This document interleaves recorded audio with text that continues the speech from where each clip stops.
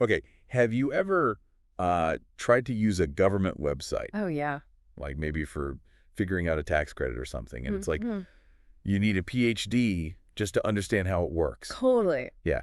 So that's what we're talking about today. We're Yeah. diving into the Canada.ca Content Style Guide, Right. specifically the section about plain language. We're Interesting. going to unpack how this can help us as public servants better serve Canadians. Yeah. I've got an expert in plain language communication here with me today. Happy to be here. Glad to have you. Thanks for having me. So I found this quote from Chelsea Donahue, who was one of the folks behind the updates. Okay. And she said, "Plain language is a writing approach to communicate what your audience needs to know. It doesn't oversimplify or strip meaning from content." Right. I really like that Yeah. because it really emphasizes that we're not dumbing down information. Absolutely. Yeah. That's a common misconception. Yeah. It's not about simplifying the information itself. It's about simplifying how we present it. Okay. It's like building a bridge, Yeah. between the information and the people who need it. Right. We're empowering citizens, not talking down to them. I like that, building a bridge. Yeah. It seems like they really put a lot of effort into getting these updates, right? Oh, yeah? They put together a whole bilingual working group Mm-hmm. with plain language experts from across the government. Absolutely. They even brought in Accessibility Standards Canada and the Treasury Board Secretariat. That's right. Like, this was a real team effort. It really was. And it shows how much they value making government information accessible For sure. to everyone, Everyone. especially when you think about how much of our communication happens online. Right. We all know people scan websites very quickly, looking for specific information. Yeah. So in that context, why is plain language so important? Well, think about it from a citizen's perspective. Oh. They have a specific goal in mind. Right. They're coming to renew their driver's license. Yeah. Figure out a benefit program, whatever it may be. Right. And they need to find that information quickly and easily. Yeah. Plain language helps us to respect their time Okay. and avoid needless frustration. So how do we do that? Well, How do we make sure that the information is easy to find and easy to understand? sure. I mean, we're dealing with complex topics here. Yeah, this is where structure comes in. Okay. So the updated style guide talks about the inverted pyramid structure, Okay. which is all about putting the most important information first.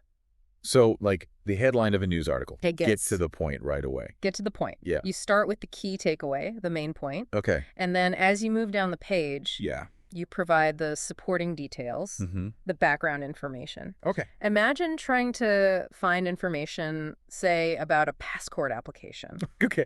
You don't want to have to wade through paragraphs of legalese Right. before you find the information you actually need. Yeah, no kidding. Right. So lead with what people need to know, Yes, and then you fill in the details. exactly. Makes sense. Yep. Something that kind of surprised me in these updates Oh, yeah. was this advice on readability formulas. Mm. They were saying we shouldn't rely on them too much. Right. It's kind of this myth Yeah. that readability formulas are like the magic bullet for clear writing. Right. But it's not that simple. Yeah, they can be useful as a starting point, Sure. but they don't always capture the nuances of language, especially when we're dealing with technical topics. Yeah, and they point out that sometimes these formulas will prioritize shorter words over more precise ones, Right. which can actually lead to more confusion, not less. Exactly. I mean, I think we've all seen examples of that. Oh, for sure. Yeah, you might end up with something that's technically readable, Right, but completely inaccurate. right. Okay. Yeah. So, if readability formulas aren't everything, Uh-huh.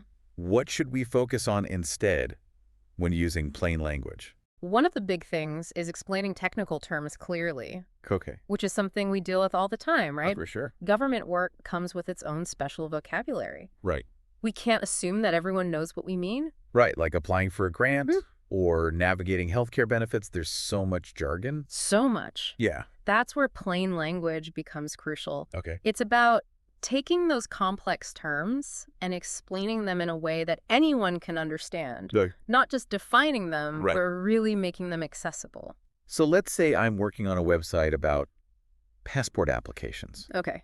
How would I apply this idea of explaining technical terms clearly? Okay. Give me a real-world example. Let's take the term guarantor. Okay. We use it all the time in passport applications. Right. But someone who's never applied for a passport before Yeah. might have no idea what that means. Right. So instead of just using the term, Okay. you could say something like, a guarantor is someone who can vouch for your identity. Okay. and sign your application form. They must have known you for at least 2 years. Ah, I see. Right. So you're anticipating where someone might get tripped up Exactly. and proactively giving them the information they need. Yeah. It's like building that bridge. Building that bridge. Yeah. The style guide even suggests using examples to illustrate these terms, Go ahead. which can be really helpful, especially for visual learners. So instead of just saying, submit your supporting documents, Right. you could say, supporting documents include things like your birth certificate, proof of residency, and previous passport. Exactly. Yeah. You're painting a clearer picture Right. and making the process less intimidating. Right, because at the end of the day, that's what it's all about, right? Exactly. Making it easier for people to interact with their government Yep. and get the services that they need. That's it. And I think there's a bigger picture here, too. Absolutely. It's not just about making websites easier to use. Right. It's about something more fundamental. Yeah, it's about building trust and transparency Okay. between the government and its citizens. Okay, unpack that a little bit for me. When we communicate clearly and respectfully, Yeah. we're showing people that we value their time Mm-hmm. and we value their understanding. Okay. It fosters a sense of openness and accessibility, Right. which helps build a stronger relationship Yeah. between the government and the people it serves. Because if people are constantly struggling to understand what their government is saying, it can lead to frustration, Right. mistrust, Yeah, and even disengagement. absolutely. Yeah. Clear communication is essential for an informed and engaged citizenry. And that's something that we should all be striving for. Yes. Not just for efficiency's sake, Right. but for the health of our democracy. Yeah, absolutely. Are there any other practical tips from the style guide? Oh, tons. Okay. They talk about things like writing in the active voice. Using clear headings and subheadings, Right. avoiding jargon, Mm-hmm. and overly complex sentence structures. So it's a pretty comprehensive toolkit for clear communication, It is. specifically tailored for government. Yes. Let's talk about active voice for a second. Okay. I know it's something that people emphasize a lot when writing, Yeah.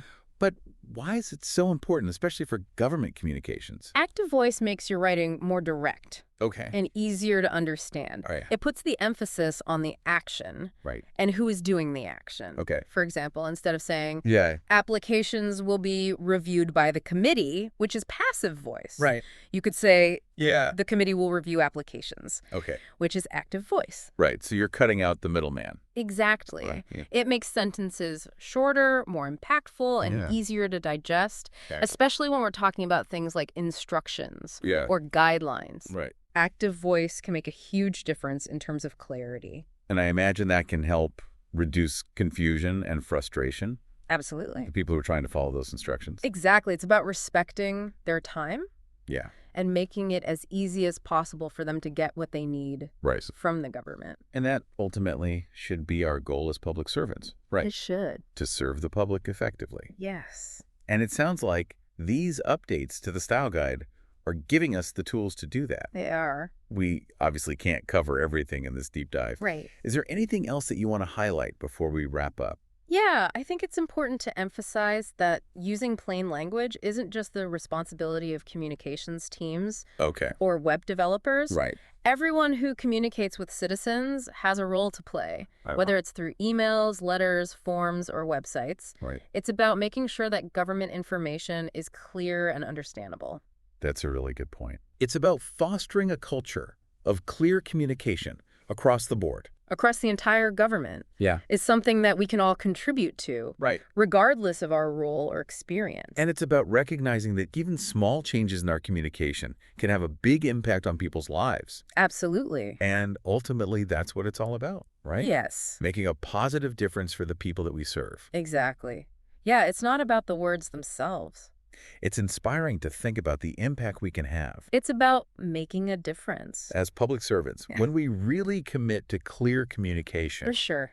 it's not just words on a page or a website. Right. It's about making a real difference in people's lives. It is. The Canada.ca Content Style Guide really emphasizes that Yes. by reminding us to focus on the user's needs. Uh-huh.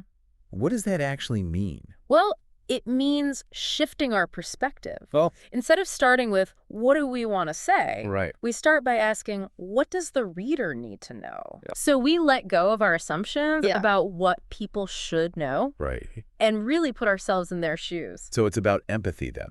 It is. Understanding where the reader is coming from, what Yeah. they're trying to accomplish. That's exactly. Okay, so give me an example of that. Sure. Let's say we're communicating about eligibility criteria for a program. Okay. Instead of just listing the criteria in a dry, technical way, Yeah. we could think about it from the user's perspective. Oh. Like, what are the most common questions that they have? Right. What are their concerns? Mhm. What information do they absolutely need Okay. to make an informed decision? So then we structure our content Exactly. around those needs, Yes. and we make sure that the most important information is easy to find. Front and center. Kind of like that inverted pyramid approach we were talking about. Exactly. It's about putting the user Yeah. at the heart of the communication process. And when we do that, Yeah. it can transform their entire experience with the government. It can't imagine a world where dealing with the government wasn't so daunting Right. or confusing. Yeah. People would feel confident going to government websites, Mhm. understanding their rights, Yes. accessing the services that they need. Absolutely. It's a powerful vision, It is. and it's something that is within our reach Yeah, if we commit to clear and effective communication. for sure. And these updates to the style guide are a huge step in the right direction. They are. It's a really valuable resource Mm. for anyone who wants to improve their communication Yes. and make a difference in people's lives. Exactly. But it's not just about reading the guide, right? Right. It's about putting these principles into practice. Absolutely. We need to keep talking about plain language, Yes. sharing these best practices, For sure. and encouraging each other to embrace this approach. Exactly, because plain language Yeah, is about more than just words on a page. it is about more. It's about building a more inclusive, accessible, and responsive government for everyone. I think that's the perfect note to end on. I agree. I want to thank all of you for joining us Yes, thank you. for this deep dive into plain language. It's been great. We hope you've gained some valuable insights We hope so. and are feeling inspired to make a difference in your work. Make a difference. Thanks again for joining us. And remember, even small changes in our communication can make a huge impact.